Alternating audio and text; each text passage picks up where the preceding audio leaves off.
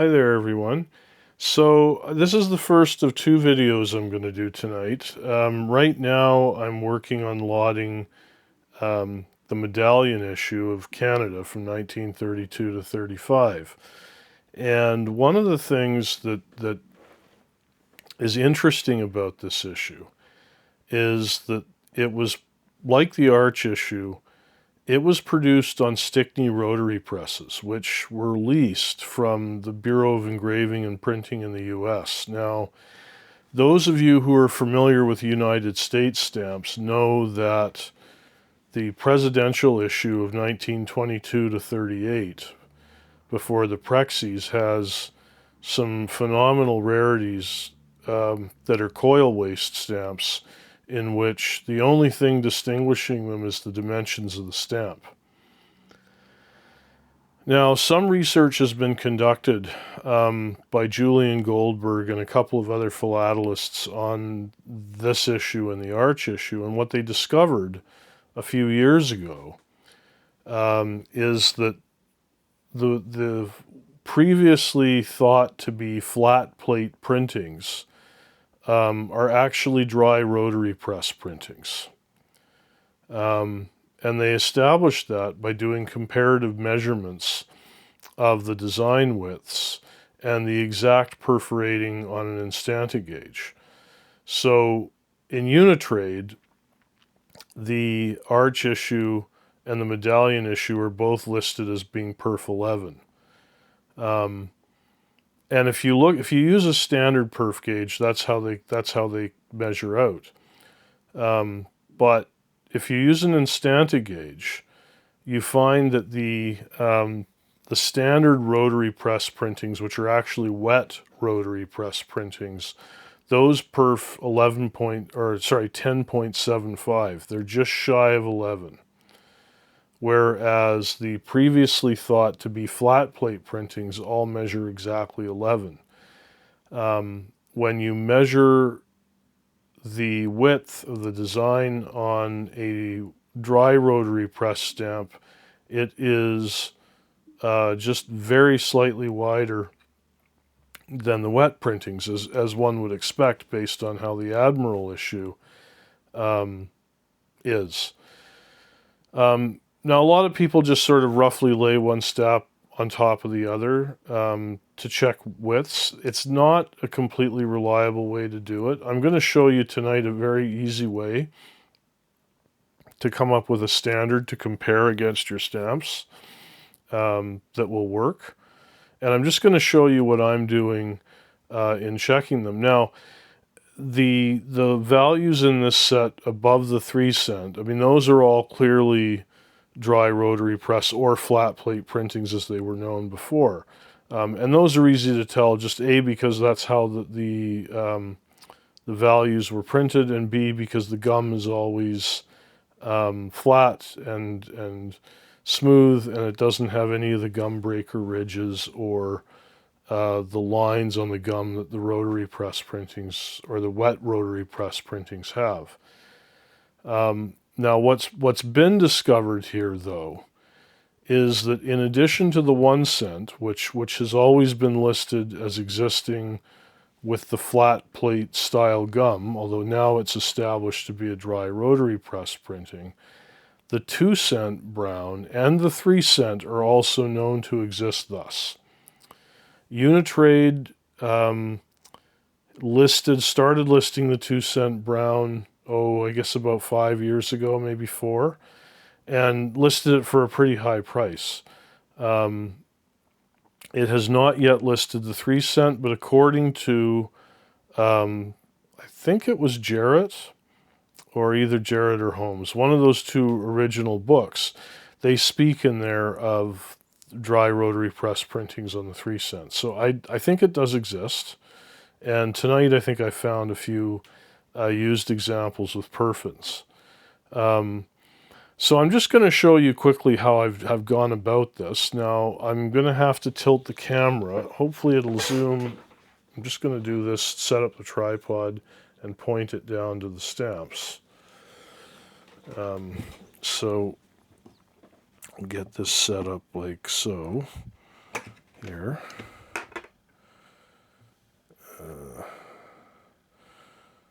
Okay, I'm going to turn that around. There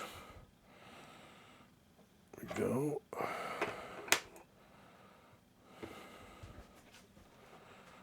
Oh, there's the... Okay, that's pointing up at the shelf, so I've got to change the gimbal mode here.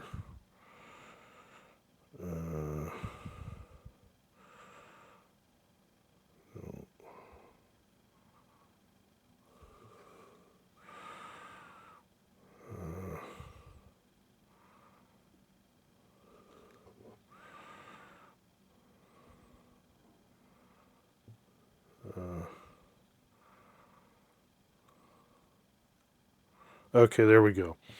So I got the gimbal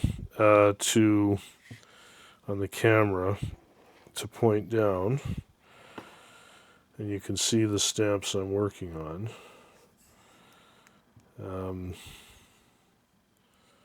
Just going to see if I can zoom in a bit here.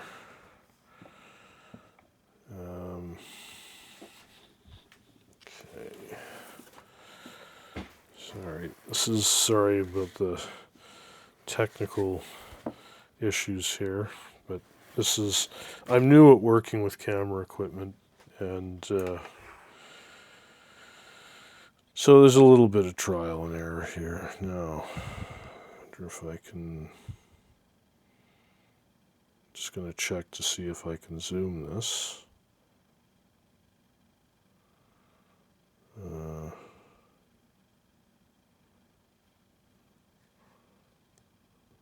There we go. Yep. That's two. Okay, that's as high up as it goes. Okay, so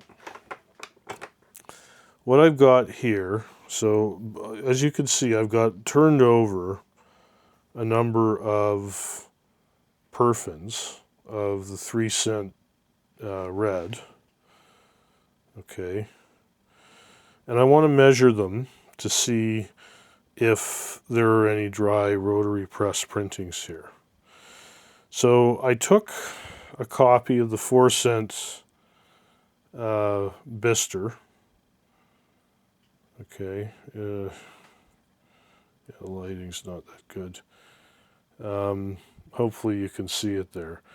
Now it was damaged. It had a tear here. Okay. So what I did was I took a pair of scissors and I cut off the corners of the stamp here. So now what I can do is I can take that, okay, I can put my comparison stamp in a Cut 102 card, and now because I don't have the corner in the way here, okay, I can lay this over top here, straighten it out, okay, take my loop here, and with my loop I can zoom in like this, and I can make sure that I've lined it up. And if this is a dry rotary press, these two frame lines are going to match. If this protrudes out past the right frame line on here, then I know I've got a standard wet rotary press printing. So when I look at it, we can see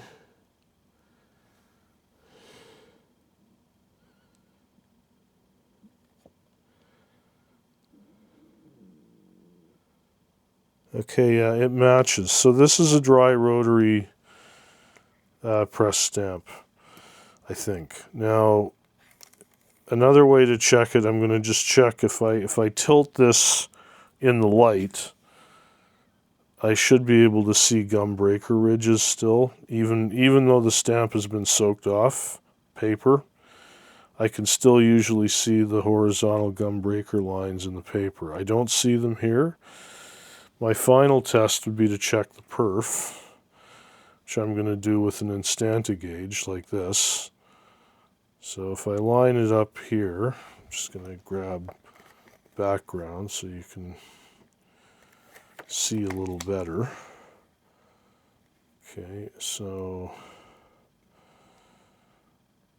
what I want to do is line up the guideline here, okay, along the top here, with the first perf hole, which I've done, and then get it down to 11.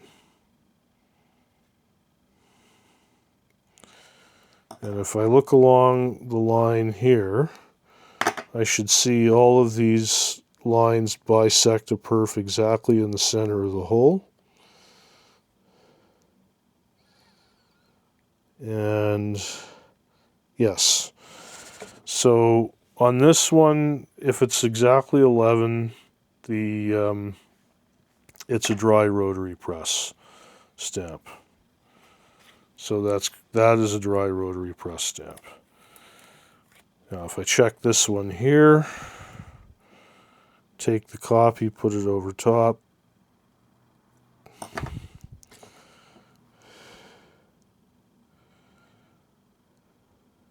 it's way out. Okay, if you look, I don't know if you could see it here, but if I can't tell by looking through the viewfinder, but hopefully you could see. The right frame line of the 4 cent comes way out to the right of the 3. So this one here is a standard wet rotary press printed stamp.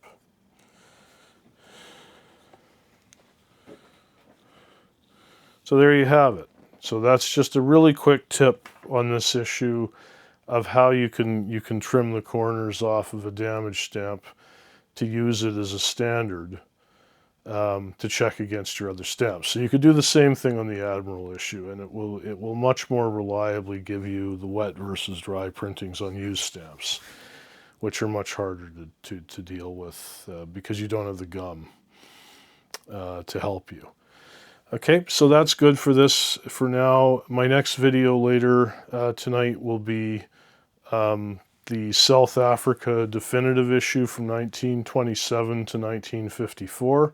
I did a bunch of sorting of that last night, and it's a complicated set, and since it's fresh in my mind, I think it makes a lot of sense to post something about that as well. So I will do that. All right, thank you very much. Talk to you soon.